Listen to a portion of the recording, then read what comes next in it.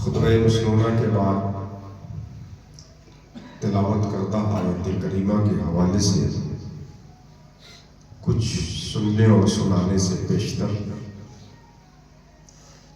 دل کی اتاہ گہرائی سے تاجدار کونین سرور دارین فخر تاجدار فخر انسانیت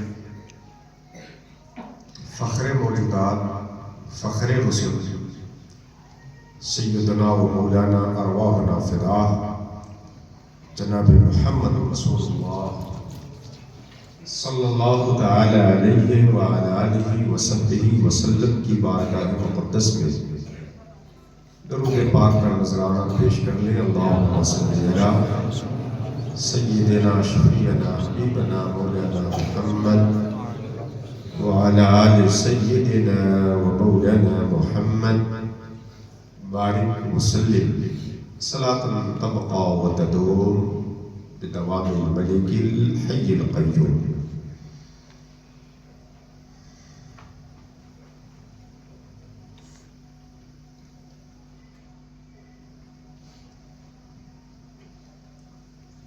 قرآن حکیم کی سورہ شورا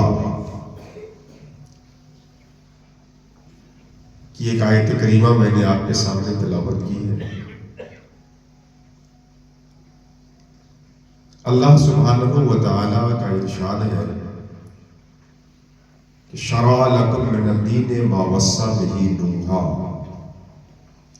مصطفیٰ آپ کے لیے اور آپ کے لوگوں کے لیے اسی دین کو میں نے متعین کیا ہے، مقرر کیا ہے، جس کا حکم میں نے نوح کو دیا تھا۔ والذی اوحینا الیک، اور جو ہم آپ پہ وحی کر رہے ہیں، جس کی ہم نے آپ پہ وحی کی ہے، وما وصینا بہ ابراہیم وموسیٰ وعیسیٰ، اور جس کا حکم ہم نے ابراہیم، موسیٰ اور عیسیٰ کو دیا تھا،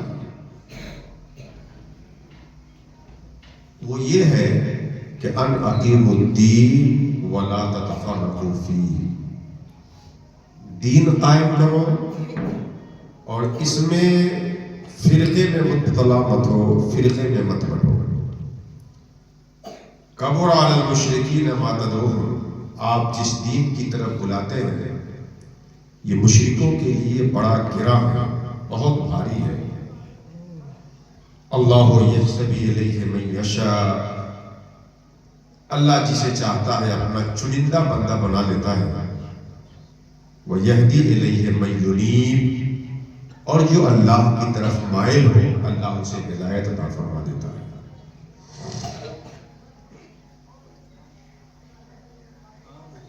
یہ اس آیت کریمہ کا ترجمہ اور مختصر سا مفہوم ہے جس کی میں نے آپ کے سامنے تلاوت کی ہے۔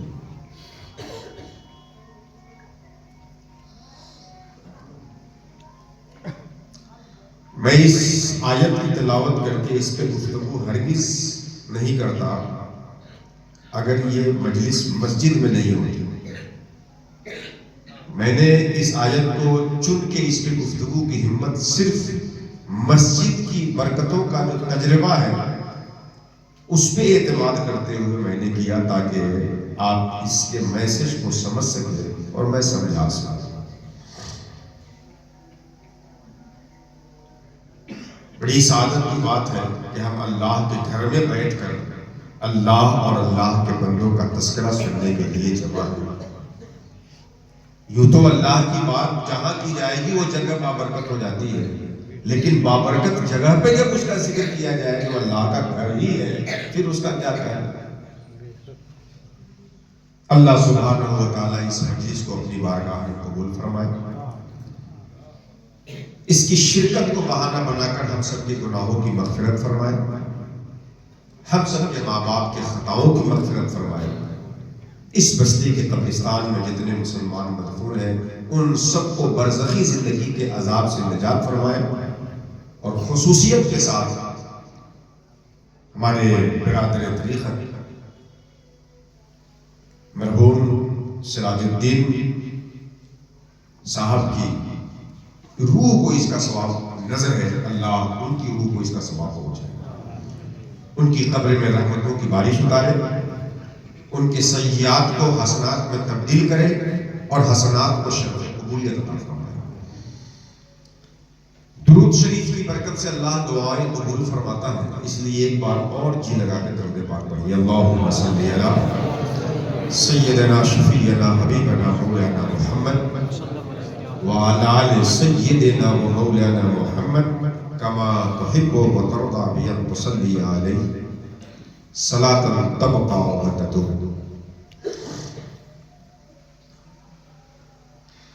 یہ 11ویں شریف کا مہینہ ہے، ربیع الثانی کا مہینہ ہے، اس کو حضور غوث پاک سے بالخصوص اور اولیاء سے منسوب کر کے دیکھا جاتا ہے۔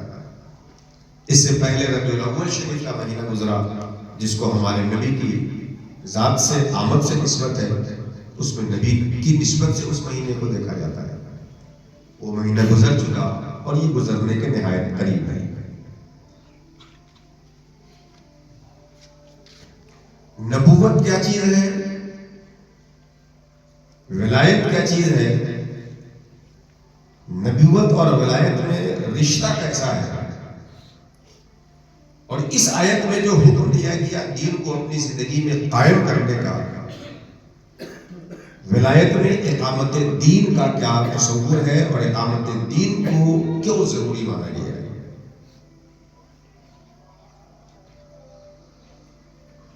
اس کو سمجھنے سے پہلے سب سے پہلے تو آپ اپنا بیک گراؤنڈ، اپنا پس منظر، اپنی پیچھے کی کہانی ذرا سامنے رکھیں۔ اللہ سبحانہ و تعالیٰ نے حضرت آدم کو بنا کے جنت میں رہنے کا حکم دیا، وہاں حضرت حوا بھی رہنے لگی، دونوں ساتھ میں تھے۔ جنت کی ساری نعمتوں سے فائدہ اٹھانے کی اجازت تھی، مگر ایک درخت سے کھانا منع کیا گیا۔ حضرت آدم اس درخت سے کھاتے ہیں، جس کے نتیجے میں حضرت آدم اور حضرت حوا کو اس زمین پہ اتار دیا جاتا ہے۔ پھر اس روئے زمین پہ حضرت آدم کے ذریعے سے انسانی سلسلہ شروع ہوتا ہے۔ پوری دنیا میں کہیں بھی کسی بھی طرح کا کوئی بھی انسان ہے، اس کا شجر نسب منتہی ہوتا ہے حضرت آدم پہ، حضرت آدم ہی سب کے باپ ہے۔ اسی لیے سارے انسان آدمی ہے، آدم کی اولاد ہے۔ حضرت آدم کے ذریعے سے روئے زمین پہ انسانی آبادی کا سلسلہ قائم ہوا، تو جو حضرت آدم سے ان کی اولاد دور ہوتی گئی، جو حضرت آدم کے وصال کے بعد اولاد کے زمانے گزرتے گئے، ان کی اولاد ایک رب کی عبادت کے بجائے مختلف چیزوں کی عبادت میں مشغول ہو جاتی ہے۔ شروع میں جس سے فائدہ ہوتا اس کو عزت سے دیکھتی اور بعد میں اس کی عبادت کرنے لگتی۔ جب جب آدم کی اولاد بھٹکی، اللہ نے اولاد آدم کی ہدایت کے لیے اولاد آدم ہی کی شکل میں، انسانی صورت میں اپنے نبی کو اور اپنے رسول کو اس نے انسانوں کے بیچ بھیجا۔ کم و بیش 1,24,000 انبیاء روئے زمین پر انسان سے آئے۔ سب سے پہلے نبی حضرت آدم، سب سے آخری نبی ہمارے آقا سیدنا محمد رسول اللہ صلی اللہ علیہ وسلم۔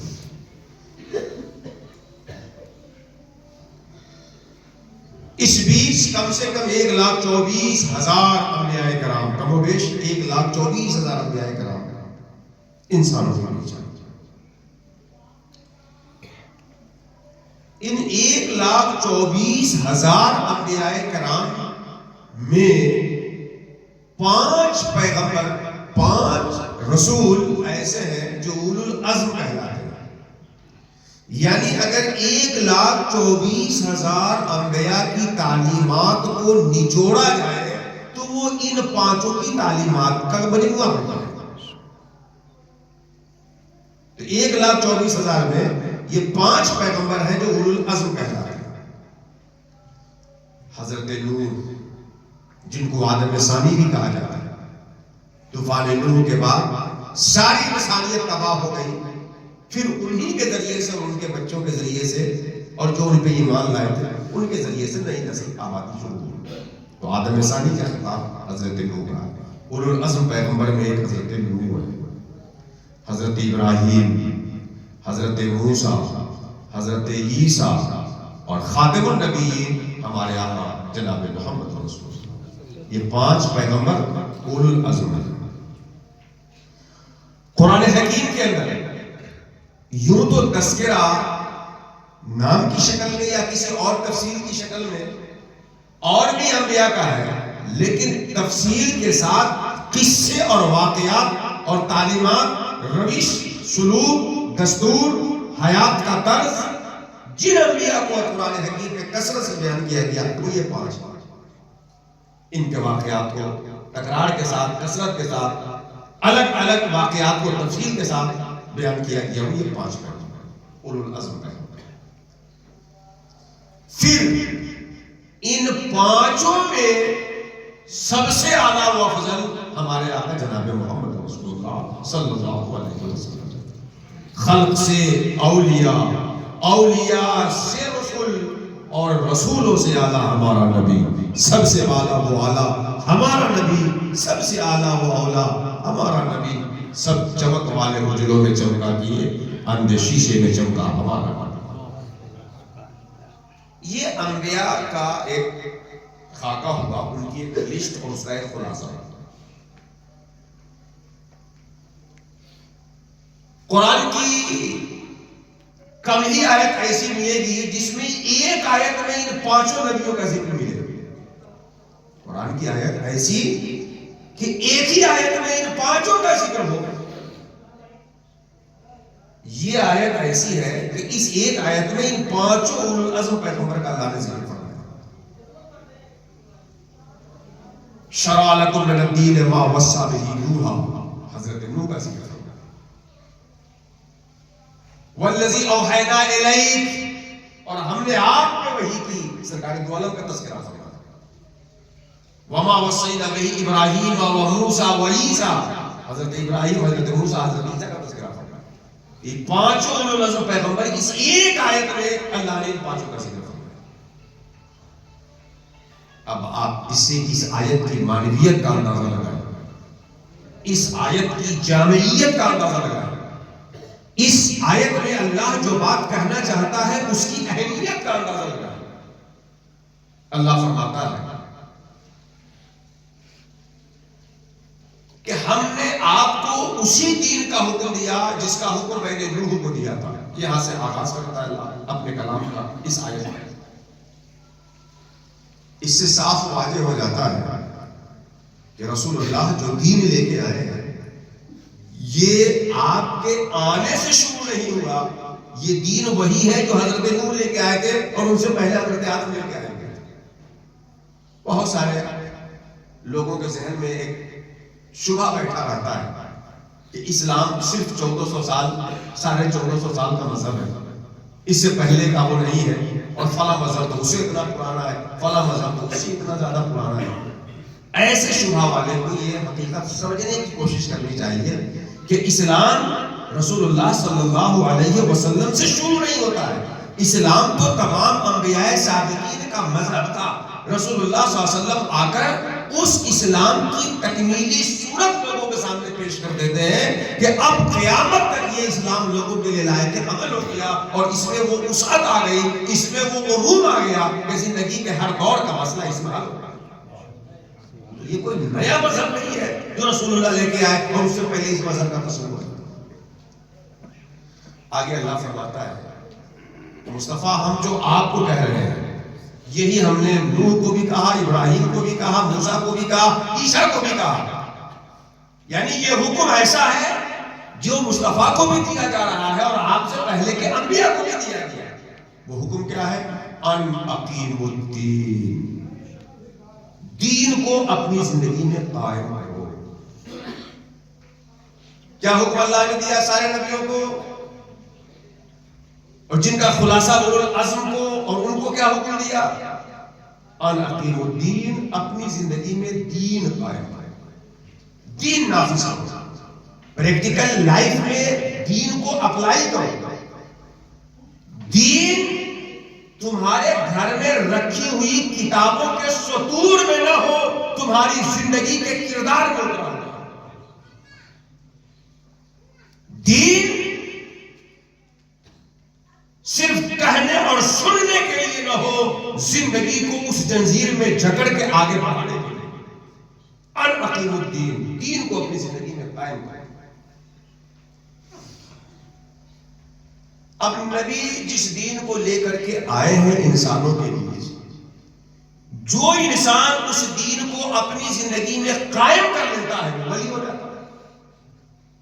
تو نبوت اللہ کی جانب سے احکام کو لانے والے، اور ولی ان احکام کو اپنی زندگی میں قائم کر کے اللہ تک پہنچ جانے والے۔ یہ ہے ولایت اور یہ ہے نبوت۔ نبوت کیا ہے؟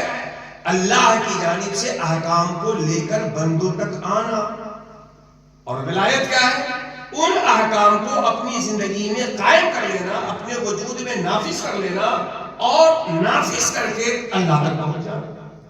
تو اللہ کی طرف سے لانے والے نبی ہوئے، اور اس پہ چل کر اللہ تک جانے والے ہوئے۔ تو بڑا گہرا ربط ہے نبوت اور ولایت کا ایک دوسرے سے۔ یہ چیز کب آئے گی آپ کے اندر؟ جب آپ اپنے وجود میں دین قائم کریں۔ اچھا، اب ہم اپنی زندگی میں دین قائم کیسے کریں گے؟ بھائی جب قرآن ہم سے مطالبہ کرتا ہے، اور سارے انبیاء کو اور ان کی امتوں کو یہی حکم تھا کہ دین اپنی زندگی میں قائم کریں۔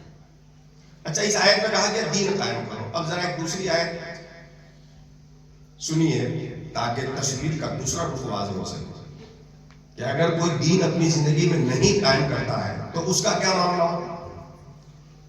سفیان ابن عیینہ بڑے جلیل القدر محدث اور فقیہ یہ کہتے ہیں کہ قرآن کی جس آیت سے سب سے زیادہ میرے اندر خوف پیدا ہو جاتا ہے، یعنی جس آیت کو پڑھنے کے بعد اور جس کا تصور کر لینے کے بعد میری ہوائیاں اڑنے لگتی ہیں، میرے حواس باختہ ہو جاتے ہیں، خوف کے مارے میں پسند جاتا ہوں، وہ آیت یہ ہے جس میں اللہ نے فرمایا قل مصطفیٰ کہہ دیجئے یا اہل الکتاب، اے اہل کتاب، لستم علی شیء، تمہاری کوئی حیثیت اس وقت تک نہیں ہے حتی تقیموا التوراۃ والانجیل وما انزل الیکم من ربکم، توریت، زبور، انجیل اور وہ قرآن جو اللہ کی طرف سے تم پہ اتارا گیا، اس کو جب تک تم اپنی زندگی میں قائم نہیں کر لیتے ہو تمہاری کوئی حیثیت۔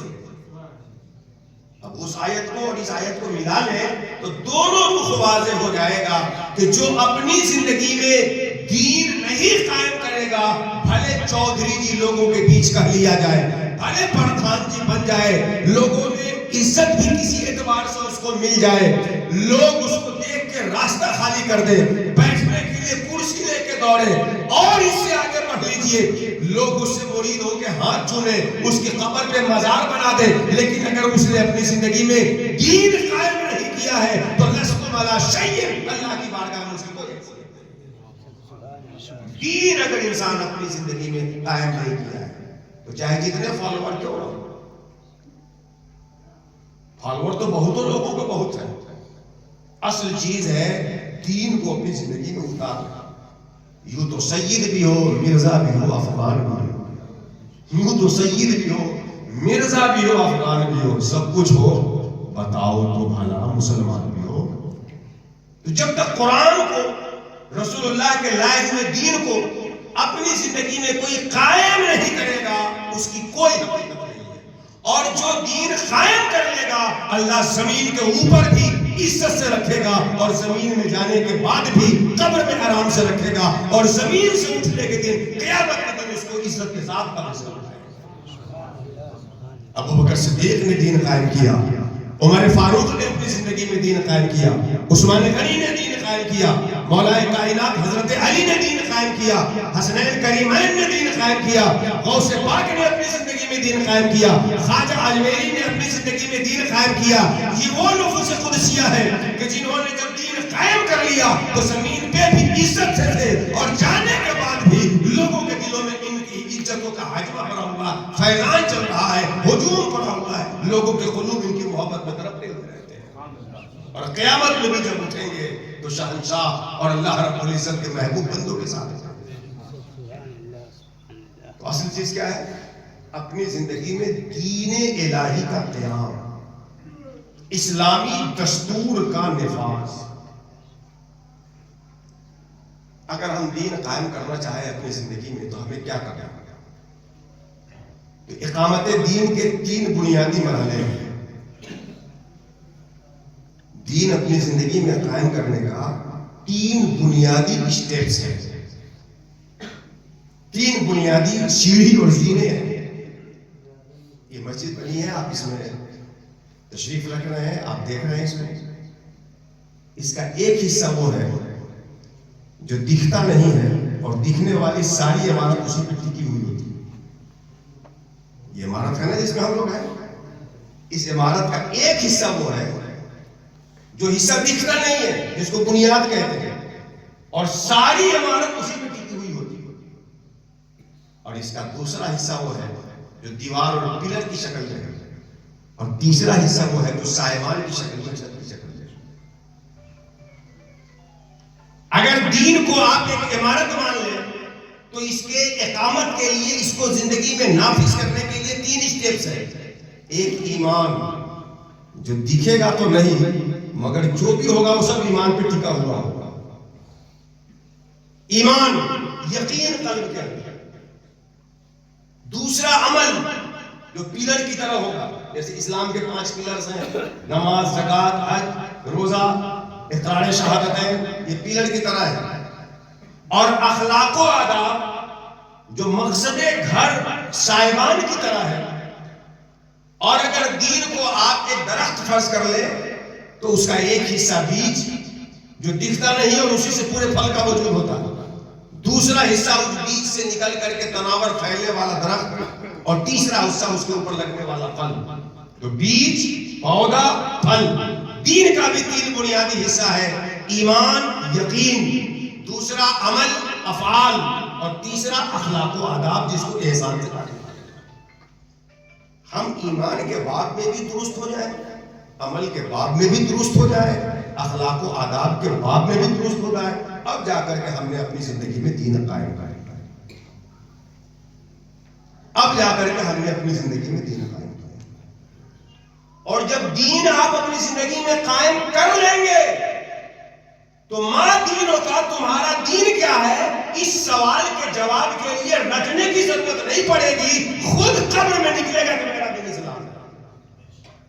جب آپ اپنی زندگی میں دین قائم کر لیں گے تو فرشتے جب پوچھیں گے ماں دینوں کا, بہت سے بڑے ہی ضرورت سے زیادہ سیدھے سادے جب لوگ ہوتے ہیں اور زندگی سے مایوس ہوتے ہیں, اور پتہ رہتا ہے کہ سوال جواب ہوگا, تو پوچھ پوچھ کر کے جواب رٹنے لگتے ہیں. قبر کا جواب یہاں کے رٹے رٹائی سے ملنے والا نہیں ہے, یہاں کے کردار و عمل کی بنیاد پر ملنے والا ہے. اگر اسلام آپ کے وجود میں اتر گیا ہے تو آپ رٹیے نہ رٹیے, بھائی رٹیے گا بھی تو اردو میں بولنے والے ہیں, فرشتہ تو پوچھے گا ماں دینوں کا, سوال تو عربی میں, عربی آتے ہی نہیں. بات سمجھ میں آ رہی ہے نہیں؟ تو رٹنے سے کام نہیں چلے گا, اصل کام اس سے چلے گا کہ اس دین اسلام کو آپ اپنی زندگی میں قائم کر لیجئے. جب قائم کر لیں گے تو پھر اس کے بعد زبان یار من تڑکی, وہ من تڑکی نمی دانا, زبان یار کی ہونی چاہیے, چاہے وہ کون سی زبان ہو. آدمی زبان سمجھے نہ سمجھے, یار کا منفعت سمجھ جاتا ہے. اور پھر جب اقرار اور کردار میں آپ کا دین اتر جائے تو جواب خود بخود نکل جائے, اور نہیں ہے کہ جواب کبھی نہیں بن پائے. اس کو ایک مثال سے سمجھیے کہ آپ کبھی کوئی خواب دیکھیں اور خواب میں سوچیں کہ فلاں شخص اگر دکھ جائے گا تو یہ والی بات پوچھ کے رکھیں. جیسے ابا انتقال کر لیں اور ابا نے کس کس کو کتنا کتنا پیسہ دیا ہے یہ سوچ کے رکھے کہ ابا اگر خواب میں دیکھیں گے تو یہ پوچھ کے رہیں گے. تو خواب میں ابا کو دیکھنے کے وقت جب خواب میں ہوتے ہیں وہ بیداری والا عالم یاد رہتا ہے کہ کیا کیا سوال پوچھنے کے لیے ابا سے رکھے ہوئے ہیں. اس وقت تو جو باپ بیٹے کا تعلق ہوتا ہے غالب اس تعلق کے غلبے کی بنیاد پر گفتگو ہوتی ہے, نہ کہ حالت بیداری میں رٹے ہوئے سوال کی بنیاد پر گفتگو ہوتی ہے.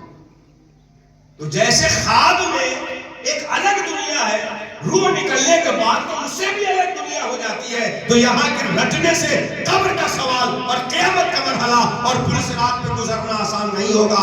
دین اپنی زندگی میں قائم کر لے, قبر کا سوال و جواب بھی آسان ہوگا, پوری صراط کا عبور بھی آسان ہوگا, اللہ کی بارگاہ کی حاضری بھی آسان ہوگا.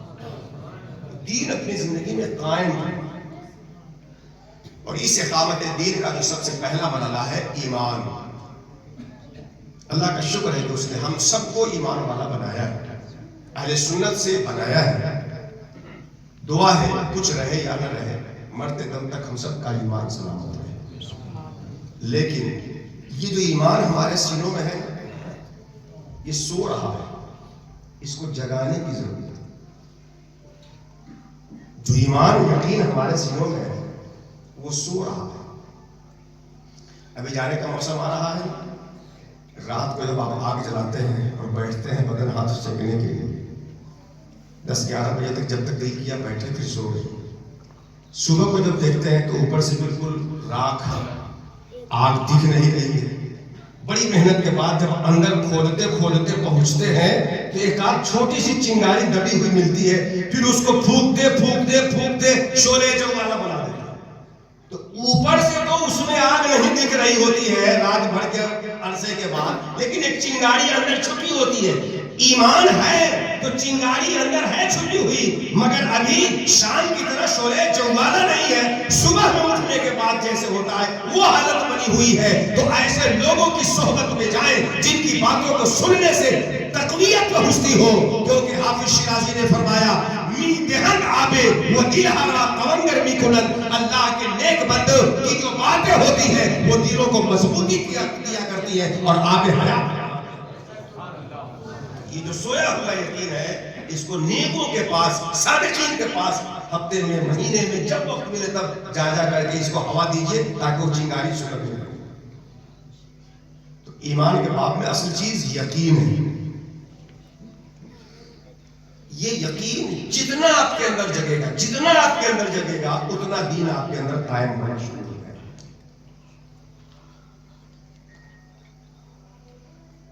آج ہمارا یقین کیسا ہے تجزیہ کیجیے. آپ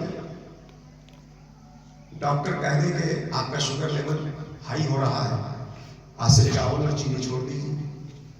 چاہے جتنی رغبت چائے سے ہو, چائے بھی چھوڑ دیں گے, چاول بھی چھوڑ دیں گے, چینی بھی چھوڑ دیں گے, لیکن اللہ کے کہنے سے حرام نہیں چھوڑتے.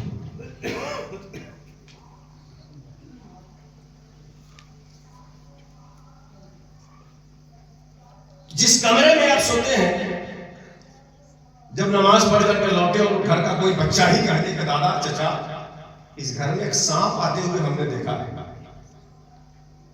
تو پہلے تو ڈھونڈ کر کے نکال لینے کی کوشش کریں گے تاکہ سونے میں آپ پہ حملہ نہ کریں.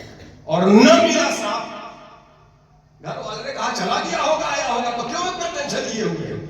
اب جب آپ سوئیں گے تو پہلے تو پوری احتیاطی تدابیر کر لیں گے کہ کچھ مچھردانی لگا کے چاروں بغل سے داغ لو کہ آنا بھی چاہے تو نہ آئے. اور اس کے باوجود رات میں اگر چوہا آپ کے اوپر چلا جائے تو کھٹ سے اٹھیں گے اور سمجھ گے.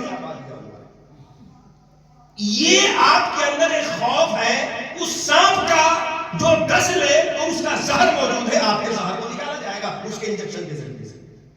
لیکن آقا فرماتے ہیں کہ جب نافرمان کو قبر میں ڈالا جاتا ہے تو 99 سانپ ایسے اس کو ڈسنے کے لیے مسلط کیے جاتے ہیں کہ ایک سانپ اگر زمین پہ پھونک مار دے تو اس کے زہر سے قیامت تک کوئی پودا نہیں نکلے گا. کبھی آپ نے اس کی بھی فکر کیا؟ کبھی ہم نے اس کے لیے بھی سوچا؟ وہ اس لیے نہیں سوچتے کہ جو یقین ہمارے سینے میں ہے وہ بھی سو رہا ہے, وہ جگہ ہی نہیں ہے, وہ جگ جاتا تو ضرور سوچتے.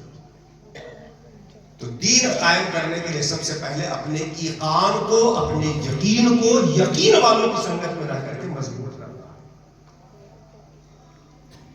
دوسرا, جب ایمان اور یقین ہو گیا تو اب عمل کے بعد میں ہمارا معاملہ کیسا ہے؟ پہلے تو ہم عمل ہی نہیں کرتے، ایمان والے ہیں کام بن جائے، اور جب عمل کرتے ہیں تو جو بیسک اعمال ہے اس کو بعد میں، اب فروعی اعمال کو پہلے کرتے ہیں۔ آپ مجھے بتائیں کہ آپ جب اپنے بچے کو ایڈمیشن کراتے ہیں اسکول میں تو سب سے پہلے ہائی اسکول میں داخلہ دلا کر کے 9th میں، پھر 8th میں، پھر 7th میں، پھر 6th میں، پھر 4th میں، پھر 3rd میں، پھر 2nd میں، پھر 1st میں، ایسے لاتے ہیں؟ کیا ترتیب ہوتی ہے آپ کی؟ نیچے سے اوپر جاتے ہیں نا۔ پہلے اے سے لے کے زیڈ تک سیکھے گا، تب نہ ورڈ بولنا سیکھے گا۔ جب ورڈ بولنے لگے گا تب نہ سینٹینس تک پہنچے گا۔ تو ابھی اے ٹو زیڈ نہیں جانا ہے اور آپ اس کو سینٹینس سمجھا رہے ہیں۔ اگر ہم میں سے کوئی گھر بنانا چاہے تو پہلے گھر کی زمین حاصل کرتا ہے، اگر نہیں ہے تو ایک پھر سیمنٹ گرا لیتا ہے، اس کے بعد زمین کھودنے جاتا ہے کہ گھر کہاں بنا۔ کیا کرتا ہے؟ سریا سیمنٹ گرا لیا، اس کے بعد سوچے گا کہ کوئی زمین بک رہی ہے تو بتاؤ بھائی گھر خریدنا ہے۔ کیا کرتا ہے؟ پہلے زمین ہموار کرتا ہے۔ اگر باپ ترکے دادا سے مل گیا ترکے میں تو ٹھیک ہے، نہیں تو پہلے زمین حاصل کرو، اس کے بعد را مٹیریل گراؤ۔ تو عمل کے بعد میں جو عمل کی زمین ہے پہلے وہ ہونا چاہیے، پھر اس زمین پہ پڑنے والے جو عمل ہے وہ اس کے بعد ہونا چاہیے۔ لیکن ہم کیا کرتے ہیں؟ زمین بعد میں خریدیں گے، پہلے اس کے بعد مٹیریل گرانے گے۔ پہلے اللہ نے جو فرض کیا ہے وہ ہماری زندگی میں ہونا چاہیے، اور اللہ نے جو حرام کیا ہے اس سے ہمیں بچنا چاہیے۔ عمل کے بعد میں شروع کہاں سے کرنا ہے؟ اللہ نے جو فرض کیا ہے اس کو پہلے کریں۔ نماز فرض ہے، روزہ فرض ہے، صاحب نصاب ہے تو زکوٰۃ فرض ہے، صاحب استطاعت ہے تو حج فرض ہے۔ یہاں سے آپ کو شروع کرنا ہے۔ اب اس کے بعد جو نوافل ہے، جو مستحب ہے، جو اور دیگر مباح امور ہے، اسے آپ انجام دیتے چلے جائیں، عمارت بنتی چلی جائے۔ پہلے ان چیزوں سے بچیے جس کو اللہ نے حرام قرار دیا ہے، پھر اس کے بعد مکروہ تحریمی سے بچیے، پھر مکروہ تنزیہی سے بھی بچیے، پھر اساءت اور خلاف اولا سے بھی بچیے، لیکن پہلے حرام سے بچیے۔ لیکن شیطان کیا کر پاتا ہے؟ فرض چھوڑائے گا، نفل میں لگائے گا، اور ادھر حرام کروائے گا، اب مکروہ تنزیہی سے دور بھگائے گا۔ یہ بڑی باریک ہے وائس کی چالیں، بڑی باریک ہے شیطان کی چالیں۔ وہ آپ سے کیا کروائے گا؟ حرام میں آپ کو مبتلا کرائے گا، اور جس کی حرمت مختلف ہی ہے اس سے بچنے پہ آپ کو تقوی کا خواب دکھائے گا۔ حرام قطعی کرائے گا اور مکروہ تنزیہی سے بچنے کی بنیاد پر آپ کو تقوی کا تاج محل دکھائے گا۔ سود حرام قطعی ہے، زنا حرام قطعی ہے، شراب پینا حرام قطعی ہے، جوا حرام قطعی ہے۔ آج مسلم معاشرے میں یہ بیماریاں کرونا سے بھی زیادہ عام ہو کر کے پھیل رہی ہے، اور ہمارے نوجوان ان بیماریوں میں مبتلا ہو رہے ہیں، اور ہم ممبر پہ واعظ کرنے والوں کی بھی توجہ ادھر نہیں جا رہی ہے۔ بہت جلد اس کی طرف ہماری توجہ جانی چاہیے، ورنہ سر پانی تو ہوگا مسلسل سے اوپر جانے کے بعد سنبھالنے سے نہیں سکتے۔ زنا، جوا، چوری، شراب، یہ سب قطعی حرام ہے، اور اس کو کیا جا رہا ہے، ڈرنے سے کیا جا رہا ہے، اور قوالی معصوم کر کے متقی بنے۔ بھائی نہ سنیے، لیکن کچھ لوگ کیا جائز ہے، کچھ لوگ اس کو ناجائز کہتے ہیں، تو مختلف بھی ہوا۔ میں ایک مثال دے رہا ہوں، کوئی بھی چیز جس میں مختلف ہی ہے تو اس سے بچ کر کے متقی بنتے ہیں، جبکہ حرام ہے قطعی کر رہے ہوتے ہیں، فرض کے بعد میں فرض چھوڑ رہے ہوتے ہیں، اور مستحب کر کے متقی بن رہے ہوتے ہیں۔ تو ہمیں عمل کے بعد میں دین قائم کرنے کے لیے کیا کرنا ہے؟ سب سے پہلے اللہ نے جو فرض کیا ہے اسے آپ اپنی زندگی میں لائیں۔ اللہ نے جو احکام آپ پہ فرض کیے ہیں وہ 5 ہیں۔ ایک زبان سے اشہد ان لا الہ الا اللہ، اقرار دل سے تصدیق کرتے ہیں، یہ فرض ہے تاکہ آپ کے اوپر دیگر احکام لاگو ہو سکے۔ پھر اس کے بعد نماز، روزہ، زکوٰۃ، حج۔ ان 5 میں سے 2 احکام آپ کو زندگی میں ایک بار کرنا ہے، 2 سال میں ایک بار کرنا ہے، اقرار شہادت ایک بار کر لیا کوئی، لا الہ الا اللہ ایک بار پڑھ لیا، تو جب تک زندہ رہے گا یہ اقرار اس کے مسلمان ہونے کے لیے کافی ہے، بشرطے کہ کفر کا کوئی عمل اور قول اسے ثابت ہو، ایک بار اقرار کر لیا۔ حج اگر استطاعت رکھتا ہے، پیسہ ہے، صحت سلامتی ہے، جا کے حج کر کے آ سکتا ہے، تو زندگی میں ایک بار، چاہے جتنا پیسہ ہو، 2 بار اس کو حج فرض نہیں ہے، صرف ایک بار حج فرض۔ تو حج زندگی میں ایک بار، شہادتین کا اقرار زندگی میں ایک بار، اور روزہ سال میں 12 مہینے ہوتے ہیں، 11 مہینہ کھائیے، صرف 1 مہینے کا روزہ رکھنا ضروری ہے، فرض۔ زکوٰۃ سال میں ایک بار آپ کو نکالنا ہے، جو 7.5 تولہ سونا یا 52.5 تولہ چاندی یا اس کے برابر مالیت رکھتے ہیں، اس سال میں 100 روپے میں ان کو 2.5 روپے نکالنا ہے، 97.5 آپ اپنی ضرورت پہ خرچ کیجیے سال میں۔ تو زکوٰۃ اور روزہ سال میں، حج اور کلمہ شہادت کا اقرار زندگی میں ایک بار، تو 2 زندگی میں ایک بار، 2 سال میں ایک بار، 2 دونی 4 نکل گئے۔ نماز ہی اسلام کا وہ ایسا حتمی مطالبہ ہے کہ اسلام آپ سے نہیں ہے، 24 گھنٹے میں 5 مرتبہ، اور اس عظیم عنایت کے ساتھ کہ آپ 5 وقت کی نماز پڑھیں گے اور اللہ 50 وقت کا ثواب عطا فرمائے۔ 5 وقت کی نماز پڑھیں گے اور اللہ آپ کو ثواب کتنے وقت عطا فرمائے؟ 50 وقت، اس عظیم انعام کے ساتھ، اور اس عظیم آسانی کے ساتھ کہ آپ قیام نہیں کر سکتے ہیں تو بیٹھ کے پڑھ لیجئے، رکوع سجدہ نہیں کر سکتے ہیں تو اشارے سے کر لیجئے، پانی چھننے سے جانے میں بیماری پڑ رہی ہے تو تیمم کر لیجئے، سفر میں ہے تو 2 رکعت پڑھ لیجئے 4 والے کو، آپ وقت میں نہیں پڑھ سکتے ہیں تو بعد میں قضا پڑھ لیجئے۔ اتنے احسان کے ساتھ، اتنی آسانی کے ساتھ اسلام آپ سے یہ مطالبہ کرتا ہے۔ لیکن ہمارا معاملہ کیا ہے؟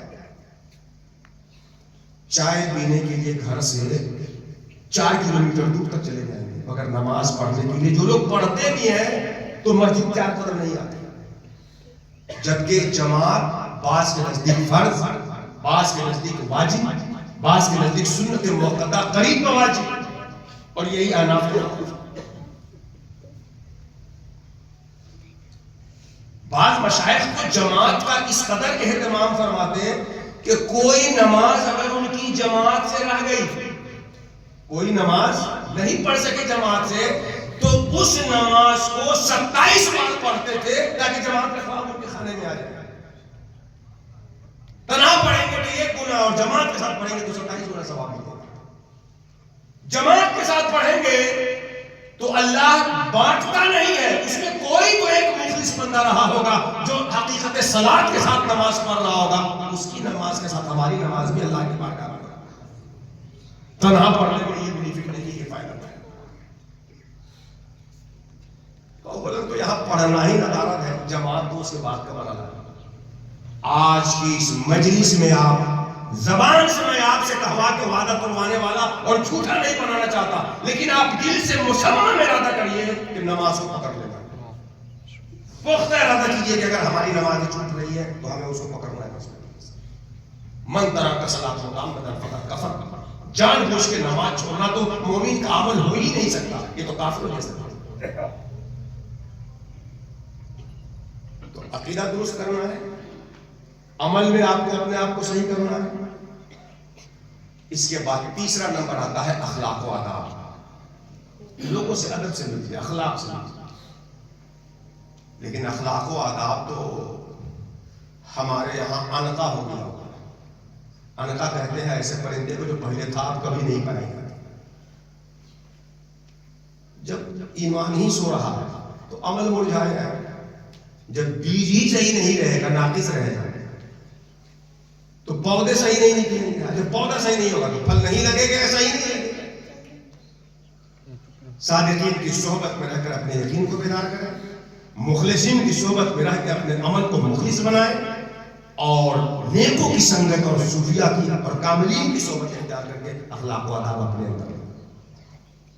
اخلاق و آداب کے لیے سب سے پہلا زینہ جو ہے اپنے آپ کو عاجز سمجھنا ہے اور سامنے والے کو بہتر سمجھنا ہے۔ یہ اخلاق کی سب سے پہلی سیڑھی ہے، عاجزی۔ اس کے مقابلے میں کبر ہے، اپنے کو بہتر سمجھنا اور دوسرے کو کمتر سمجھنا۔ اخلاق یہیں سے شروع ہے۔ پھر اس کے بعد سارے اخلاق شروع ہوتے ہیں. دوسرے کو دیکھے تو اپنے سے بہتر کرے.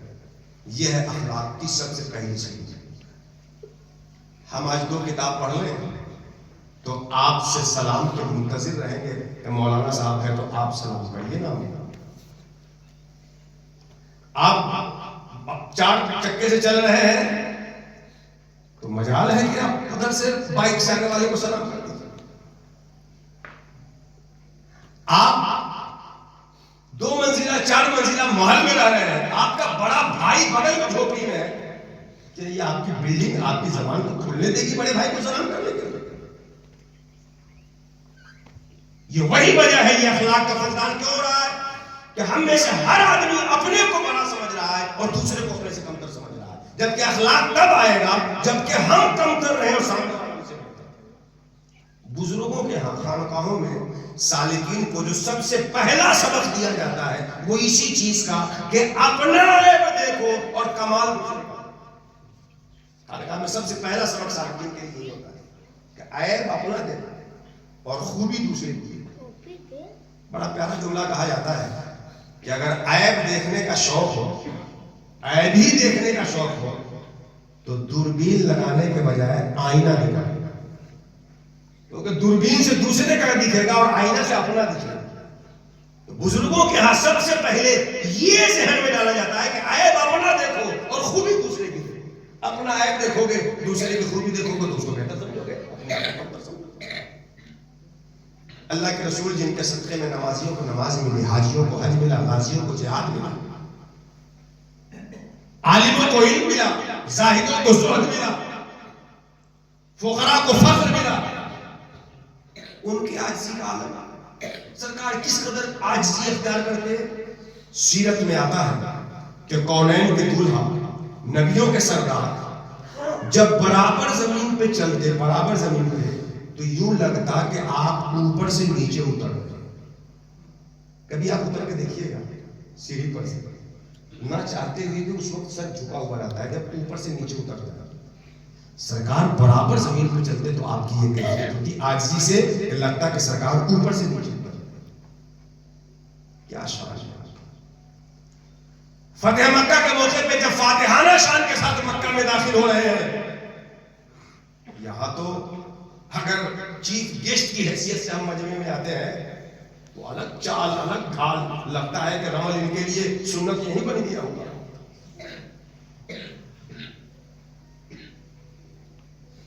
اب کوئی نعرہ نہ لگائے ان کی استقبال پہ آؤ بھگت نہ ہو تو پھر منہ پھلا کے بیٹھتے ہیں. اللہ کے رسول مکہ کو فتح کرنے کی حیثیت سے مکہ میں داخل ہو رہے ہیں, فاتحانہ شان کے ساتھ داخل ہو رہے ہیں, لیکن کونین کے دولہا کی عاجزی کا عالم یہ ہے کہ آپ پیشانی کو اس قدر جھکائے ہیں عاجزی سے کہ آپ کی پیشانی نور, آپ کی سواری اونٹنی کی کوہان سے جا کے اس قدر جھکائے ہیں کہ کوہان سے جا کے آپ کی پیشانی ٹچ ہو جا رہی ہے, لگ جا رہی ہے, مس کر جا رہی ہے. یہ عاجزی کا عالم اس فاتحانہ شان میں. آج ہمارا اور آپ کا کیا معاملہ ہے؟ ہر آدمی اپنے اپنے خوبی کو یاد کر کے اسی میں گم ہے. ہم عالم صاحب ہیں تو ہم جیسا کوئی ہے کیا ہے؟ آپ سوچیں گے عالم صاحب, ارے ہم ہی نے تو چندہ کیا تھا تو مدرسہ چلا اور آپ عالم بن گئے, ہم جیسا آپ ہے کیا؟ ڈاکٹر صاحب تو سو گئے کہ دونوں آدمی اور اسے اچھا پڑھیے, اور ابھی موسم بدل رہا ہے, بخار پڑنے پہ, بیمار پڑنے پہ دونوں نمبر لگا کے ہماری کلینک پہ کھڑے رہیے, سمجھ میں آ جائے گا کون اچھا. ہر آدمی اپنے اچھائی کو دیکھتا ہے. اللہ نے اس کائنات میں جب ایک تنکے کو اور ایک قطرے کو اور ایک ذرے کو بیکار نہیں بنایا تو وہ انسان جو اس کی تخلیق کا شاہکار ہے وہ بیکار کیسے ہوگا؟ ہر انسان کو اس نے کسی نہ کسی خوبی کے ساتھ بنایا ہے, کوئی انسان بلا خوبی کے اس کائنات میں. اب یہ انسان کا اپنا کارنامہ ہوگا کہ اللہ نے جو خوبی اس کے اندر دی ہے اس خوبی سے اپنے رب کو مناتا ہے کہ نہیں. اگر منا لیتا ہے تو ان الابرار لفی نعیم, نہیں مناتا ہے تو ان الفجار لفی جحیم, اس کا ٹھکانہ بنتا ہے. تو اقامت الدین کی یہ 3 بنیادی معنی ہیں: عقیدے کی درستگی, اعمال کی اصلاح اور اخلاق و آداب کو سنت رسول کے سانچے میں ڈھالنا. یہ باتیں میں نے آپ سے کی ہیں اور ظاہر سی بات ہے جب کوئی شخص دین کو اپنی زندگی میں ان تینوں چیزوں کے ذریعے سے نافذ کر لے گا اور قائم کر لے گا تو اللہ نے آگے اسی آیت میں رزلٹ بتا دیا کہ جو دین زندگی میں قائم کرے گا اس کا رزلٹ کیا ہوگا. یجتبی الیہ من یشاء. جب تم دین قائم کرو گے تو جسے اللہ چاہے گا اپنا مجتبی بنا لے گا. ویہدی الیہ من ینیب. اور جسے چاہے گا اپنی بارگاہ کی ہدایت کرے گا. جسے چاہے گا اپنا مجتبی بنا لے گا, چن لے گا, مجذوب بنا لے گا. اور جسے چاہے گا سالک بنا لے گا. تو کسی کو مجذوب پہلے سالک بعد میں, کسی کو سالک پہلے مجذوب بعد میں. جب دین کوئی قائم کر لے تو اسے اللہ اپنا محبوب, جب دین اپنی زندگی میں کوئی قائم کر لے تو اللہ اسے اپنا محبوب کر دے. اللہ کا شکر ہے کہ ایسے زمانے میں جب نقالوں کی کمی نہیں ہے, ایسے زمانے میں جب نقالوں کی کمی نہیں ہے. ہمارے بہت سارے طالب علم کہتے ہیں کہ جی مولانا صاحب بات تو آپ کی اچھی ہے, اقامت دین ضروری ہے, اقامت دین کے لیے صحیح قابل فقیر اور شیخ کی ضرورت ہے, اس کے بغیر تو دین کا قیام ہی نہیں ہو سکتا. مگر اتنے نقال ہیں کہ حقیقت تک کہاں رسائی ہو پاتی ہے. میں ایسے لوگوں سے جواب دیتا ہوں کہ نقالوں کے ہونے سے حقیقت تک پہنچنا مشکل تو ضرور ہو جاتا ہے, مگر نقال کا ہونا بھی ایک گنا فائدے مند ہے. نقالوں کے ہونے سے حقیقت تک پہنچنا ذرا مشکل تو ضرور ہو جاتا ہے, لیکن ان کا ہونا بھی فائدے سے خالی نہیں ہے. کیوں؟ اس لیے کہ نقالوں کا ہونا یہ بتاتا ہے کہ اصل ہے. نقالوں کا ہونا کیا بتاتا ہے کہ اصل ہے. جس کی اصل ہی نہ ہو اس کی نقل چلے گی نہیں, کوئی نقل کیوں کرے. پہلی چیز, آپ مارکیٹ میں 300 روپے کی نقل دیکھے ہیں, جعلی نوٹ 300 کی دیکھے ہیں, بولیے.